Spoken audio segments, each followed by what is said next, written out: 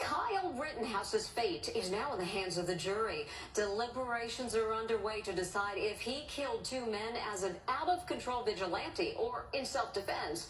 But before deliberations even began, came another eyebrow-raising moment as Rittenhouse himself was allowed to use a bingo-like tumbler to whittle down the number of jurors. It's jury bingo at the Kyle Rittenhouse trial.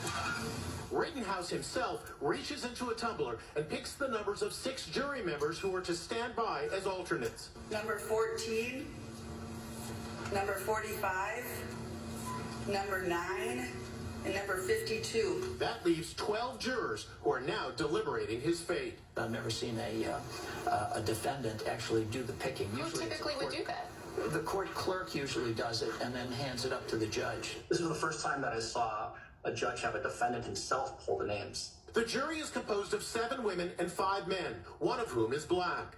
Brandon Mitchell is one of the few people in America who knows what the jurors are going through right now. He served on the panel that convicted Derek Chauvin, the cop who killed George Floyd. It does weigh on you. It weighs on you a lot, which is why the deliberations is actually almost like a relief. Because you're like, it's almost over with. Like, we just got to come to the right decision. The prosecutor who brandished Rittenhouse's AR-15 in court during closing arguments is taking heat over his startling demonstration, which some see as violating basic gun safety rules. You can see he has his finger on the trigger. You literally cannot make up how moronic this man is. Any responsible gun owner knows you do not point a gun unless you are prepared to use it. But in a statement, the prosecutor, Thomas Binger, tells Inside Edition today he didn't put anyone at risk.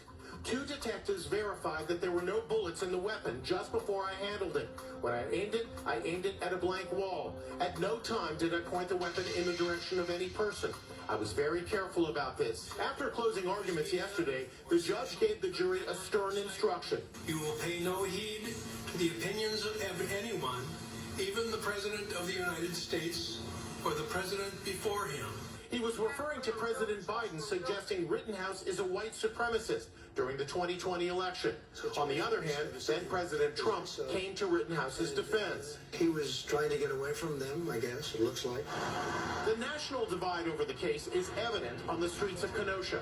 Patricia and Mark McCluskey, who famously wielded guns as they confronted protesters outside their St. Louis home during last year's civil unrest, expressed their support for Rittenhouse outside the courthouse. I personally am convinced that everything he did was justified as self-defense. Protesters at the courthouse feel differently.